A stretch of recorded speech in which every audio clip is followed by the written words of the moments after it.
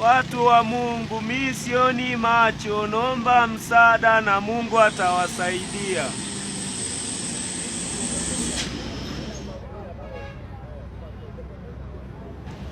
Watu wa Mungu, misioni macho, nomba msaada na Mungu atawasaidia. Watu wa Mungu, misioni macho, nomba msaada na Mungu. Asante, Mungu akubariki. Asante, Mungu akubariki.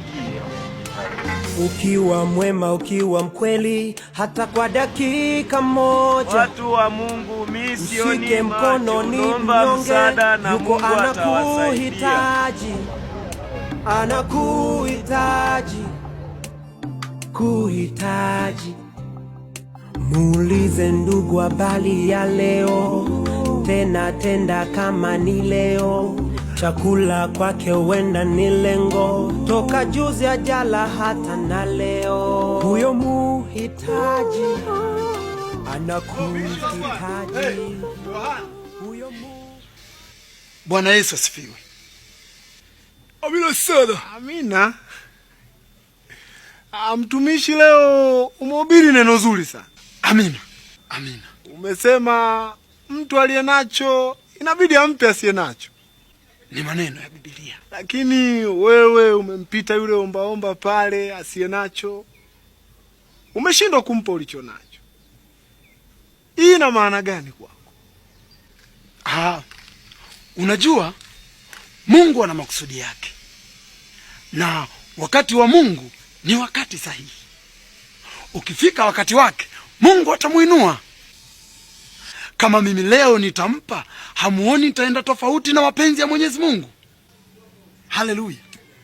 Amina sana. Amina. Na jina la Bwana. Kwa hiyo mtumishi, unamaanisha kwamba sisi tulikosea kutoa sadaka pale? Biblia inasema aliyekuwa nacho ataongezewa, na asiyekuwa nacho hata kile kichache alicho nacho atanyang'anywa.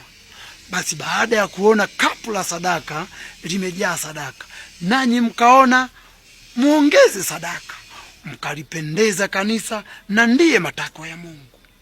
Haleluya. Amina sana. Amina sana. Mungu ana makusudi kutukutanisha hapa. Amina. Kwani alisema anaitwa nani?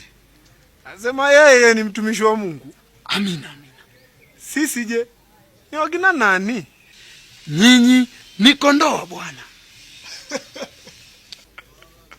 Maana Roho ya Mungu hii juu yangu, amenipaka mafuta nije nieneze habari njema na kuwatoa wafungwa katika vifungo vyao, nanyi ni wafungwa katika dhambi. Haleluya. Amina sana. Amina sana. Amina. Mtu leo tumeitwa majina mengi sana. Wow. Sisi wenyewe tumeitwa kondoo. Kondoo wa Bwana. Wow. Isitoshe hivyo tu tumeitwa wafungwa. Leo tuna dhambi ya kutubu. Amina. Amina. Si vyema kumfanyia hivyo mtumishi wa Mungu. Kwani mfukoni hapo una shilingi ngapi? Ni vibaya kumfanyia hivyo mtumishi wa Mungu. Hatuwezi kuchapa mtu mazaga kama haya. Labda tuchukue na tukapige bei. Mtaingia dhambini na mshinde kusamehewa na Mungu. Ni vyema ukakaa kimya. Ni vyema ukakaa kimya. Kwa sababu kelele zako hazitokusaidia kitu. Kwani mnataka kufanya nini? Huyo